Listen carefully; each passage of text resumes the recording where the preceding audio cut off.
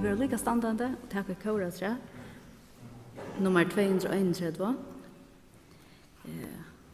Nummer 231. Det ett samfällt tackarliga. Så deiligt att sitta några bötner i resten vid oss här i morgon.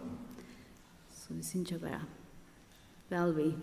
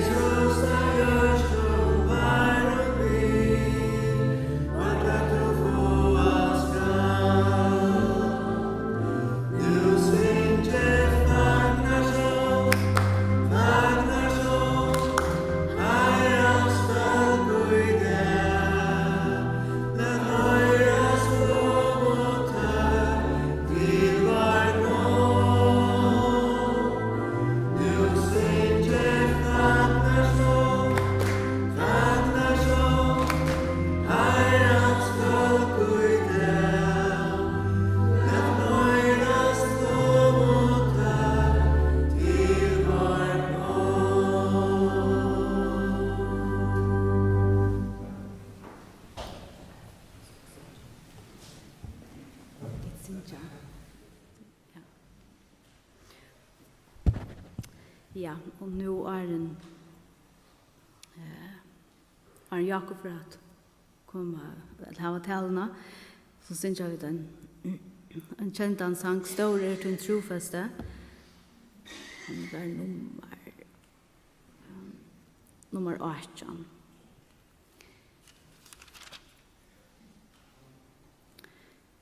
Ja, Stor till en trofäste och god min färger. Og ikke lese noen ørende til å minne noen om det så trofeste gods. Ja. Ur Isaias, kapittel 24, vers 15. Man kvinna gløyma brøstabaten søyt, så hun miskunnar ikke livsfruktsøyne. Og om så vær at her kunne du gløym jeg ikke til. Og jeg hukte så i tøyen Jákup Dals, her lover dette ørende, man kona gløyma brøstabaten søyt, en mover til baten som hun bær under hjertet.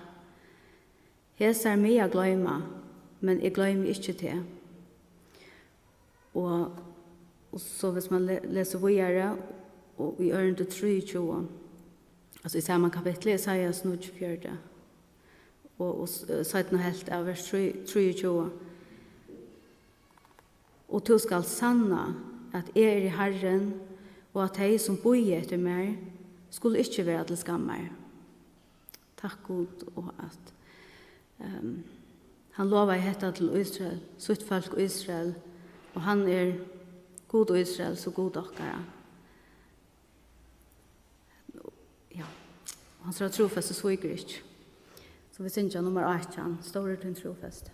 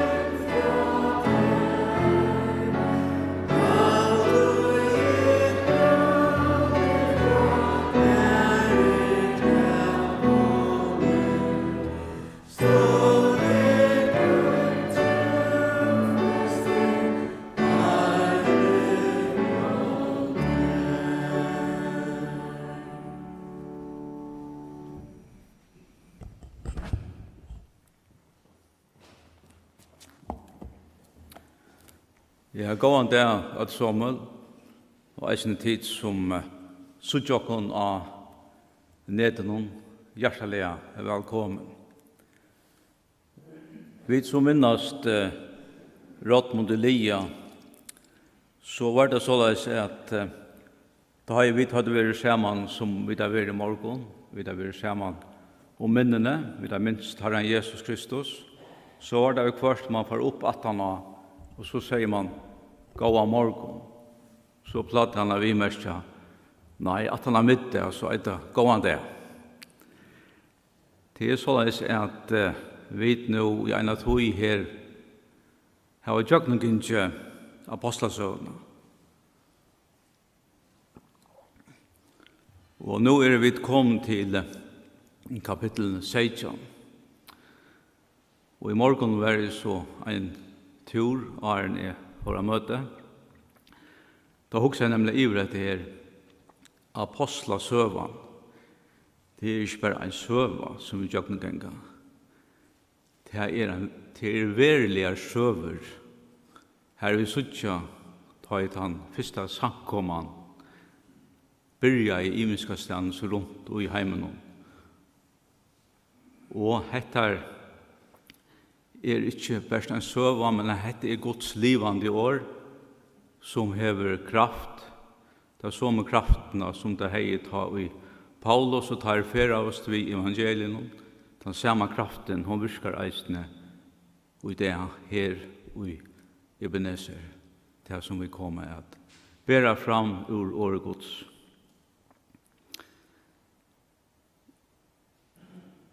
Annars til tikkene som er i netten, så er det flere her, og i morgen så nevnte jeg til her hvor godt det er at kunne være sammenlagt, at det var samfunn.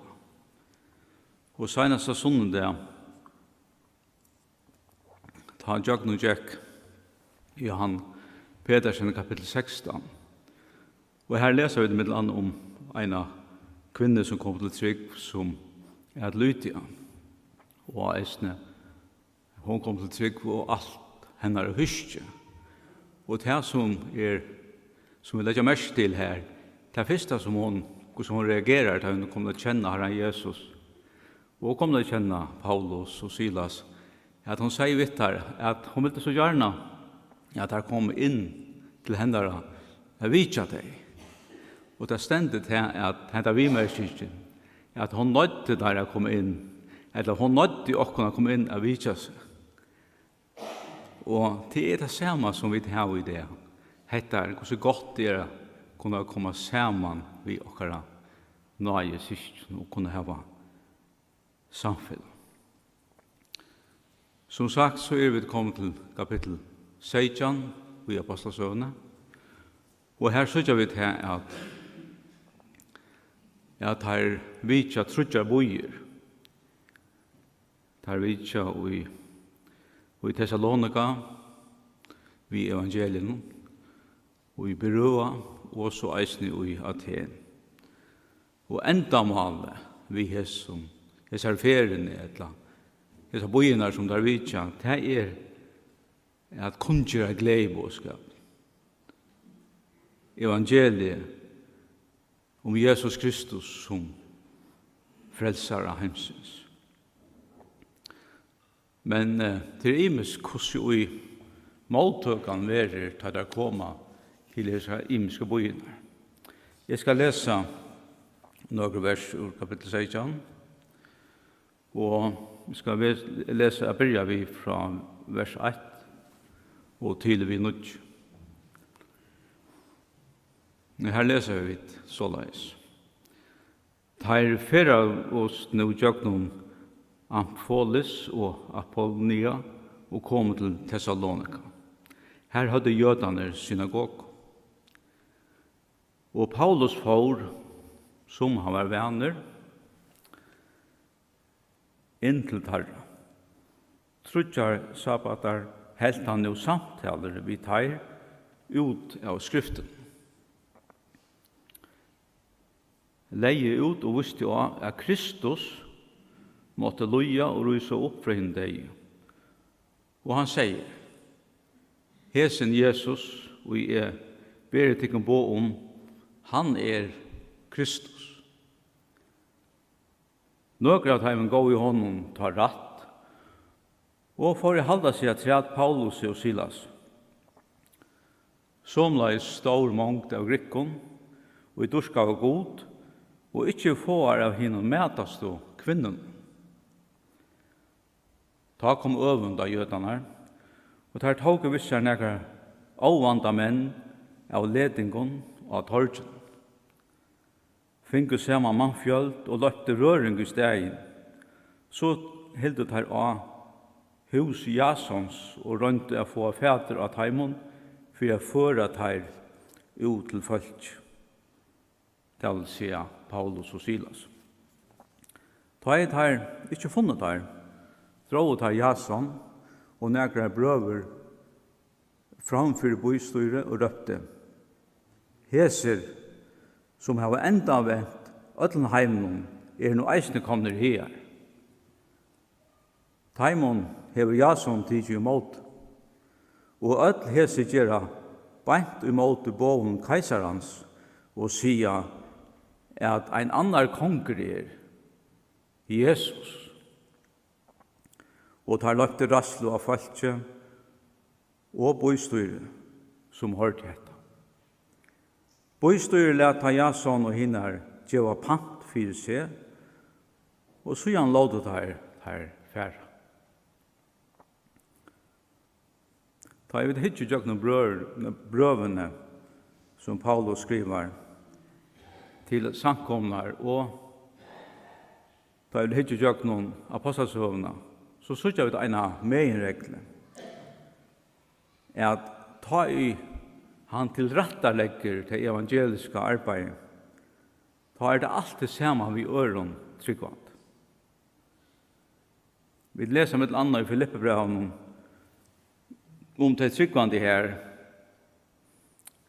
Paulus skriver, jeg tar ikke gode munnen, nå skriver han til samkomne her i Filippi, hver jeg fyrir minnestikk. Det vil si han har haft det i hjertan, og han kjente det eist. Og i hver bønn må henne bli alt fyrir tikkun ødlun vid glede. Og så kommer dette, jeg tar ikke hon fyrir et tid, lykka fra første dag i å til nå, har haft samfellet ved meg i arbeidet for evangeliet. Her så jeg vet det. Han gjør det sammen vi Taimon Tryggvand. Han ber i arbeid sammen med Taimon, det som han feres sjåan sammen vi, og han arbeid sammen med Tryggvand av Taimon støvun her han kom. Han gjør det et arbeid sammen. Jeg har lagt meg til en andre meirregler, som Paulus sier i arbeidet, at det var hette, at han alltid har en base, eller vi har sagt, en mistø. Et sted her han kunne sove, og han kunne kvile, og at han annars kunne få det som han er bruk for, han kunne få mat, han kunne få at eta, og det som han er bruk for annars kunne ta som var sammen vi noen få av hesare, vi kunne kanskje kalla det, av hesare mistøyen eller av som basen. Og akkurat til som jeg leser nå, her så jeg vet at da jeg kom til Thessalonika, Paulus og Silas, da byggva der ikke Jason. Det vil si at basen, med det var i Thessalonika, eller mistøyen, det var ikke Jason. Så Jason, han er jo så syrfyre at han hadde en heita, eller en gåa sång og så vi, og at han fikk med, og det som de annars hadde bruk for medan det var i Thessalonika. Og et annet som vi eier hukse om, hver hadde det vært Paulus og Silas Arn der kom til Thessalonika, det hadde vært i Filippi. Og hva hendte i Filippi? Jo, det var hoflangter, og det var sett til fengehus. At han hadde kunngjort evangeliet. Så jeg husker meg selv at her har vi ikke vært i så god stand da det kom til Thessalonika. Så Jason er tidskjær vel av det. Og det seneste tøyene har vi hukset nekv om denne her mannen, Jason. For annars høyre vi ikke om han. Han var i hessenføren en likla personer og i arbeidet at kunngjøre evangeliet. Tøy om Paulus og Silas ikke hadde finnet et sted, eller vi kunne si en bas eller en misto, her der kunne arbeide ut fra, så var det ikke vel fyr. Så var det faktisk ikke mulig å gjøre disse feriene. Så det her boet, ikke jeg som ikke bærst i nægra det. Her boet sånn i nægra viker. Tog det stender hettar som vi lov seg, at her var i synagogene og samtala og lærte ut trutjarsabbater. Så det er nok veri her i nægra viker, botkjøsen her, Jason. Så hentan tjenastan som Jason gjør det for herran, hun var ikke så lyd. Personlig så har jeg nok en veikleika. Kanskje tid, omkring til kun høver den samme veikleikan som vi nevner nå. At vi dømer som mennesker, og vi gjør ofte en måned av tjenestene for Herren. Til dømes ta en stender av talarstolen, gjør han så en større tjeneste enn de som gjør en måltøy eller hus av en som lærer Guds ord. Vi er nok sjål til akkurat som gjør måned. Men God, han gjør ikke måned. Han gjør ikke måned en tjeneste som vi gjør for han. Hvor? Han hikker, hva hikker han som vi gjør han? Nei, han hikker et hjerte. Og et annet, han hikker eisen etter motiven. Ta vi gjøre en tjenest i Herrens verk. Rannsakende, jeg kan si ja.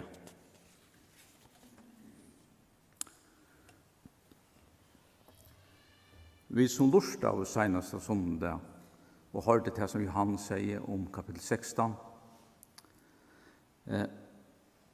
Låt det mest til hettar i bøynen i Makedonia. Her hender faktisk akkurat det samme som her i Thessalonika. Jeg tar i folk lurte etter Paulus og Silas. Ta i rundt at forklare evangeliet.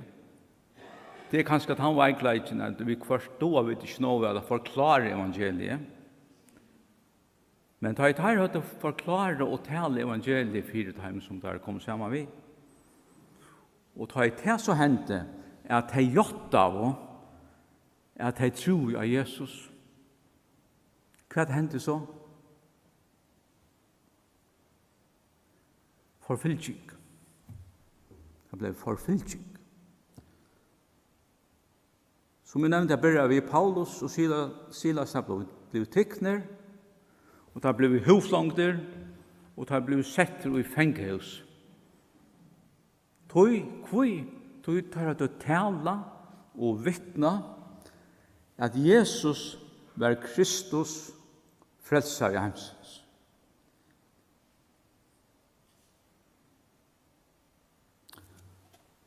Ta i Paulus og Silas hadde vært her i Thessalonika og i nægra viker. Hva hendte så? Ta var det ikke jøtar, men grikkar, og ikke så for at han medast til kvinnen. Eller vi kunne sagt, det her var tøyande og hadde store avvirskande Thessalonika. At her komme eller at de kom å kjenne Herren Jesus og tog ikke mot bådskapen som Silas og Paulus kunne gjøre. Kom å kjenne Herren Jesus som sin personlige frelser. Og i kapittel 16 her leser vi et eisen om Lydia at hun var en handelskvinne og handlet i purspur som var sjåvande en dyr og tøyande handelsvøre. Så jeg visst heller ikke at hun har vært en som har haft sin avvirska. Og ta i hese i Thessalonika, komma til trygg, hva hendte så? De færre ur synagogen. Og det jødene i synagogen ikke glede for. De som ikke tror som Paulus og Silas lærte. Og hva hendte da det et eller annet som vi ikke dama, eller hvordan reagerer vi ofte? Jo, øvunda. Det øvunda av Paulus og Silas, til de hadde finnet tilhengere. Så har ikke opplevd det her. Det jødene som var her i synagogen. Og ørsledet akkurat det samme som det var i Makedonia. Forfylking av Paulus og Silas. Og strategien til motståmannen, Satan, hvor var han? Hva for strategi har han? Jo, let dere først få østfolk i bøyene imot læreren til Paulus og Silas. Få øsing i bøyene. Og hva gjør vi så? Så er han ført etter Jason. Hvor Jason? Hvor skal vi etter honom? Jo, til her basen, her mistøyen til Paulus og Silas. Her bygger der. Og det som der vågna, det var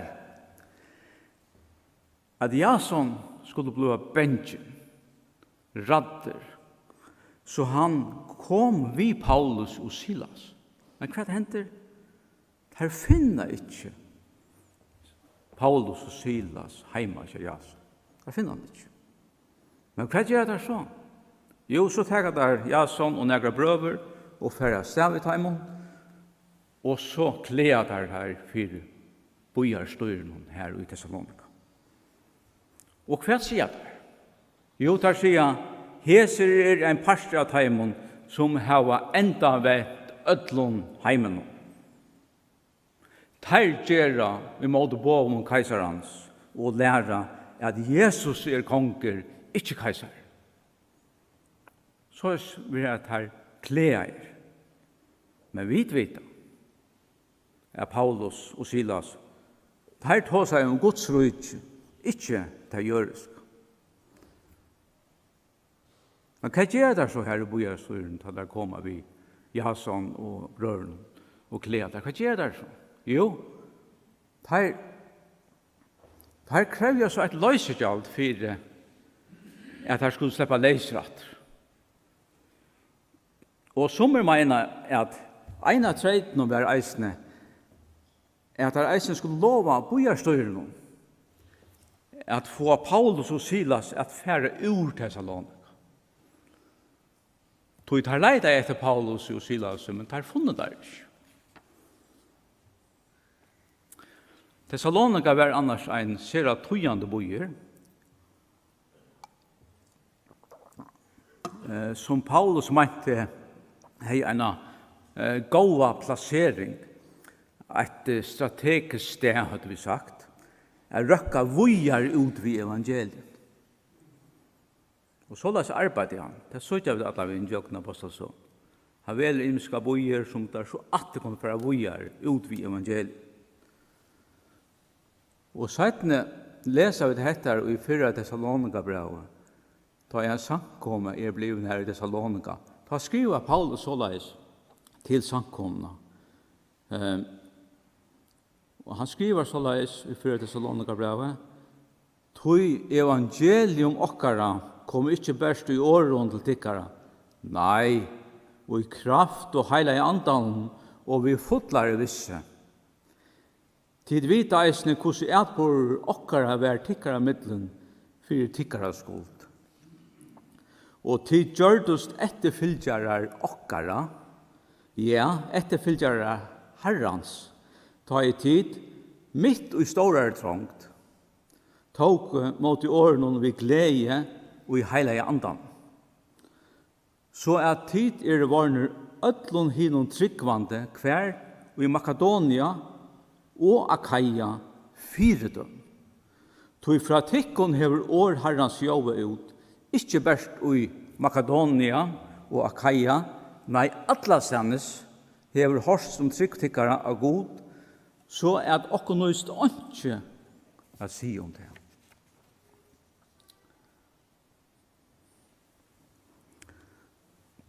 Nå leser vi så videre fra vers 20 i kapittel 16. Hva det hender etter at Jason og brødrene slipper leser? Det leser vi nå. Alt for et sommernatt sendte brødrene Paulus og Silas av sted til Berøa.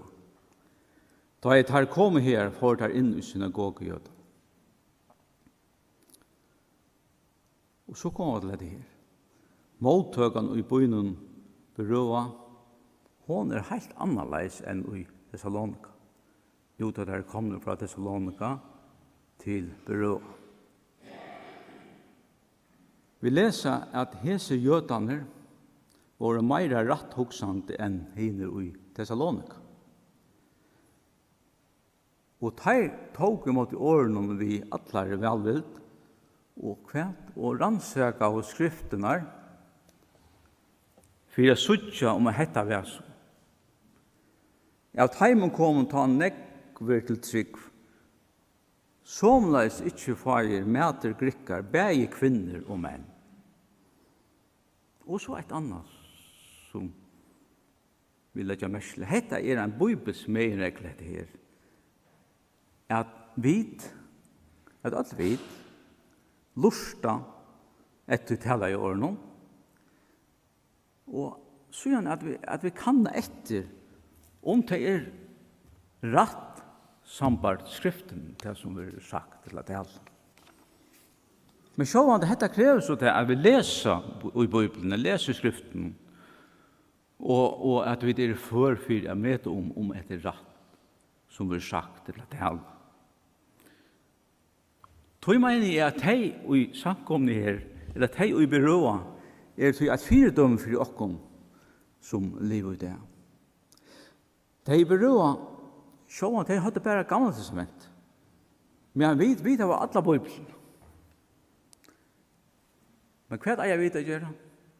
Vi er daglige, rannsaka hva sender i Bibelen, eller hva sender i skriften. Så vi er bedre førfyre at døme om der imiske lærdommene vid høyre sambart åregods.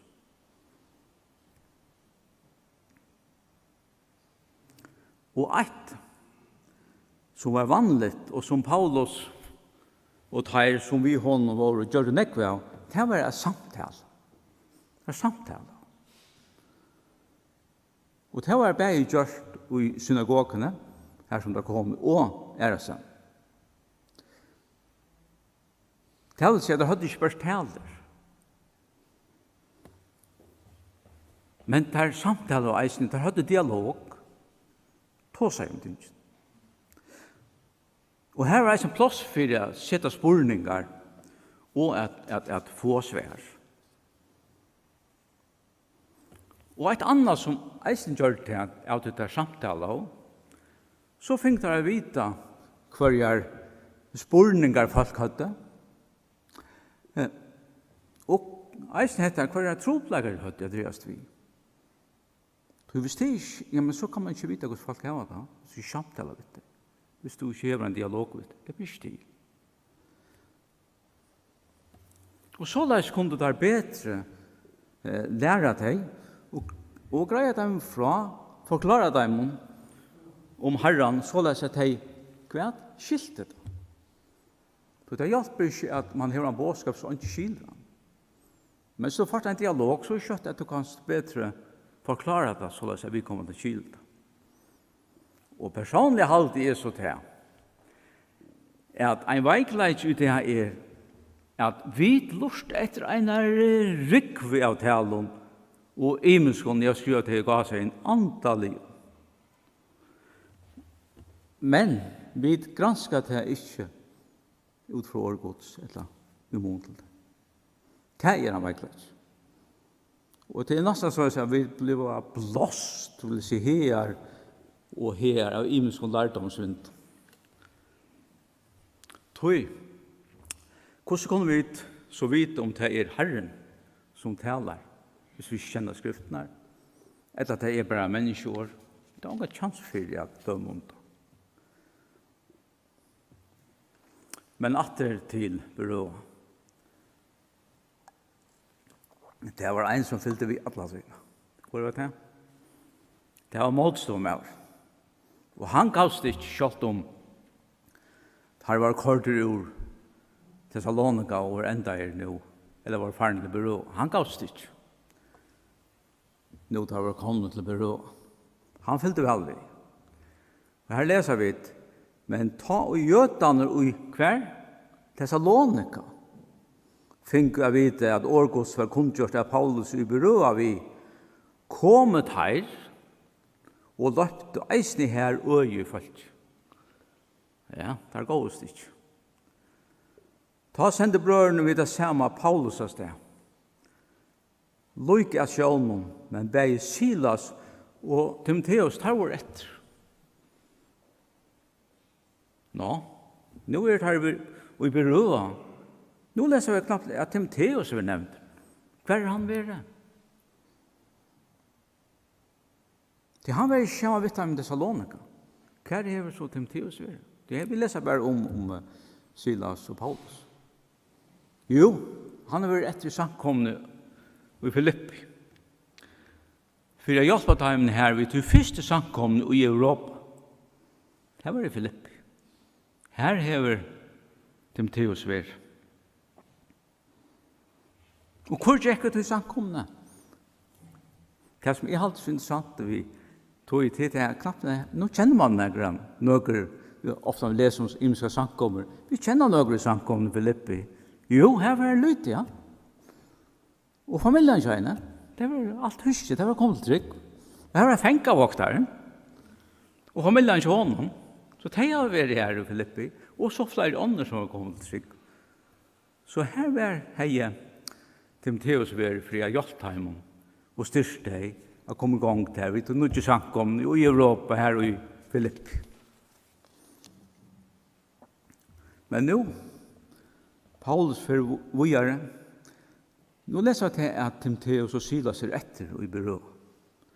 Så de kunne hjelpe og velge de som nå har kommet til trygg her og i byrå. Og så er det et som jeg alltid er så godt som vi leser, at det er til tryggvand, eller brødrene her, som sender Paulus og tar vågjere. Det er de som sender det vågjere. Og hetta leser vi bare i vers 20 og 14, jeg kan lukke nevne det. Vers 20 stender i kapittel 16. Alt for eit sovnått sender brødrene Paulus og Silas av stedet til byrå. Og så stender i 14, ta sender brødrene vidt det samme Paulus av stedet. Altså det er brødrene som sender der av stedet hvor jeg er. Til seg hette ikke noe som han gjør i kjaldrott. Her er det de som stander sammen i henne og hjelper henne. Dette er samfellagshånd. Det gjør et arbeid for evangeliet sammen. Og nå ut ved evangeliet. Så er det kommet her til at Paulus fører nå til Aten. Nå heter det så 3 bøyeren som vi nevnte i hese kapittel. Men så må jeg spørsmålet om vi skuffer ikke om et eller annet annars ja, det er godt han lever nå. Det er ikke tog til at jeg løser og i det hvordan måltog han var og i Aten for evangelium. Det er ikke tog til det. Men jeg kan lese et vers av treet som stender til vers 16. Det stender her at nå er Paulus kommet til Aten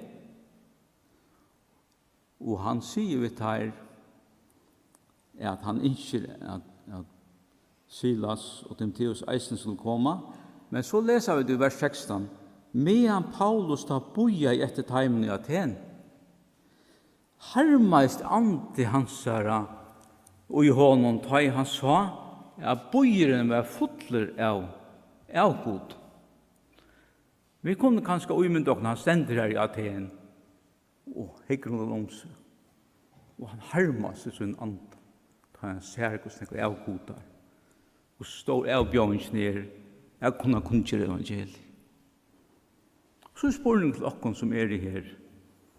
og her som du erst, og i det. Harmest er i anda min.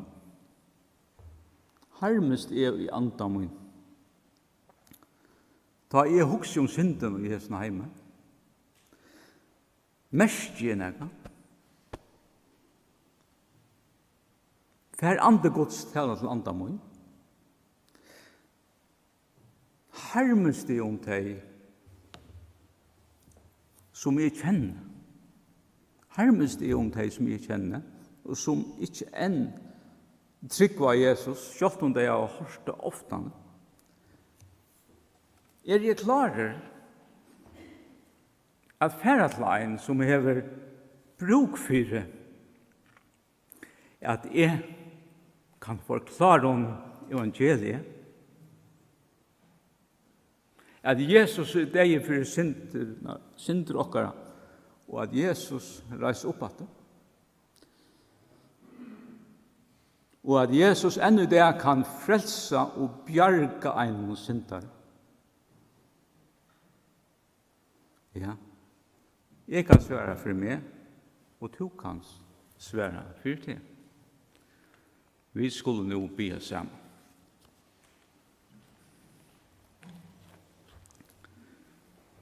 Fæger, vi takkar for at vi har kunnet være sammen for minst til vi breie og vinne. Og vi takkar reisende for til år som blevet kunngjørst og i det. Fæger, tog at vi eier et år av akkurat mormale. Takk for det. For jeg vil be etter at gledebåskapen skal nå ut til alt de som ikke enn kjenner sånn til Jesus Kristus som så en frelser av feir. For jeg vil ikke også be for akkurat landet. Vi vil ikke be for akkurat løktinge. Vi vil ikke be for akkurat løktingsformene feir. Vi vil ikke be for landstyrene og for løkmannene. For jeg vil ikke be for dem som er høyt sett. Gjev du dem og visste om at jeg har rettere avgjør. For jeg vil takke for vi som har vært her og har helsene. Takk for det. Men samståndes ber vi for dem som er sjuk, som er gammel og som er veik feir. At de kunne merke at hun er ved hese løtene. Vi ber så sikning over okkara land og okkara folk, og ber det fram ved sikningen den dagen, og i Jesus navnet. Amen.